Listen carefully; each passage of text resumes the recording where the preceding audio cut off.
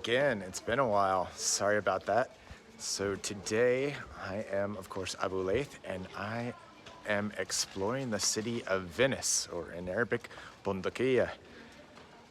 Assalamu alaikum, wa sabah al khair, shalomkum, astagfirullah. Missed you guys. اليوم أنا موجود بالمدينة البندقية بالإيطالية. Venice. We're exploring, just wandering the streets. We'll work our way towards St. Mark. Join us for the ride. See you soon. So this is one of the most famous bridges over the Grand Canal. It's the Grand Canal in the bottom. It's the gondolas on the side. This is one of the most famous places, and the bridge historically has had little shops all along selling handmade glass and different collectible items. This is really a famous sight to see. For a while they were redoing this, renovating it. Last time they did about 4 or 5 years ago. But now it's open, bustling with people. So in the background, just a few pictures of wandering the streets. It's definitely one of the most enjoyable things and completely free to do in the city. And a little bit about the history. So the origins of Venice go back to the 10th century BC. But its prime was really from about 800 AD for the next 800 years. So it is known as the city of canals, the city of bridges. There are over 400 bridges in the city, and the city itself is made up of about 118 different islands. We are now here in probably the most famous site in Venice. This is St. Mark's Plaza, or San Marco Plaza. So a church dates back to the Middle Ages, famed for having the bones of the Apostle Mark, strands of hair from the mother of Jesus, Mary herself. And it is free to enter, but it's normally pretty crowded. But this is a really popular place to just come, hang out, people watch on the plaza. And fairly simple to get here.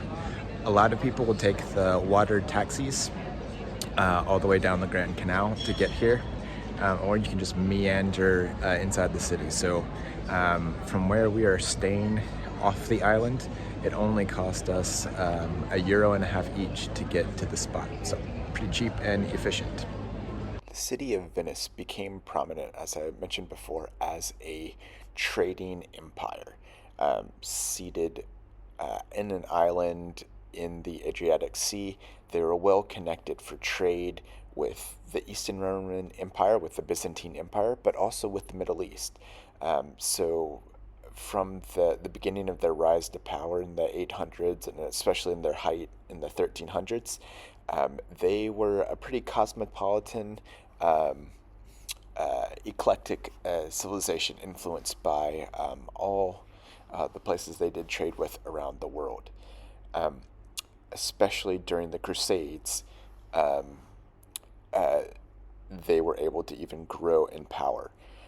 Many of the Crusades launched out from Venice, and ultimately, towards the end of the Crusades, the Fourth Crusade, that kind of backfired, and the Crusaders ended up attacking Constantinople and plundering the city.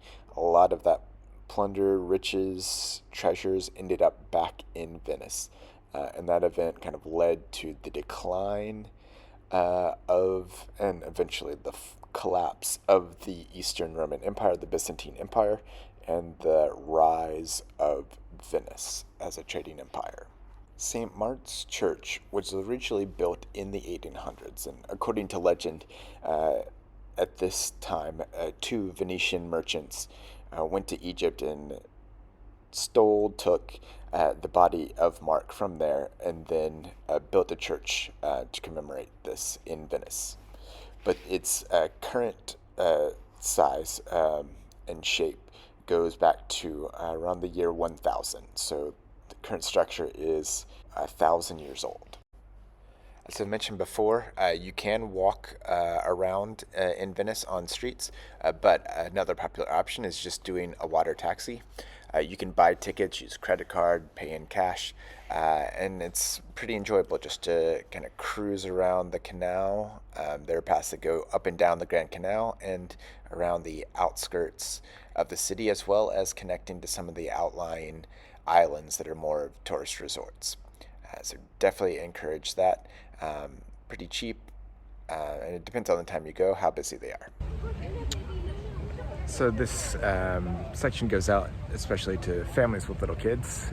So in Venice, there is actually like right across the neighboring island from where the bus stop and the train station are.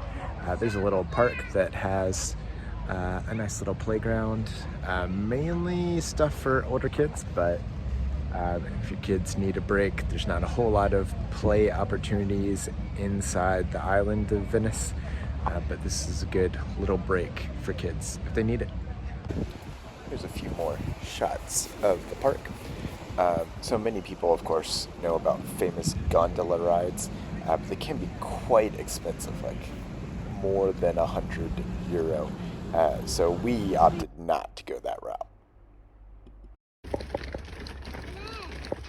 And this is another park close by. Pasco Sale Sigali.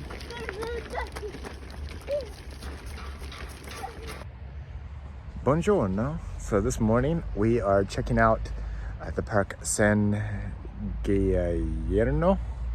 So this is near Camp Alto, right on the mainland, kind of the closest thing to Venice.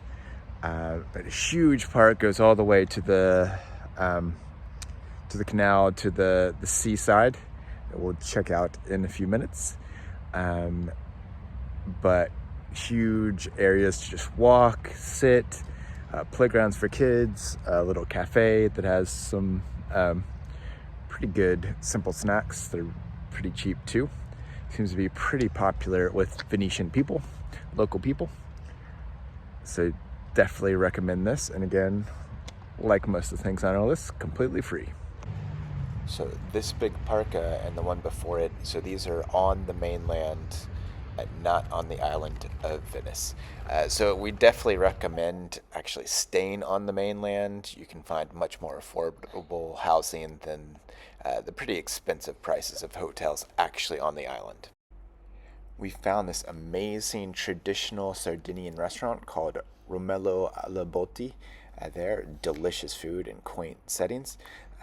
So that is it for our tour of Benedictine, Venice. Arrivederci. See you next time.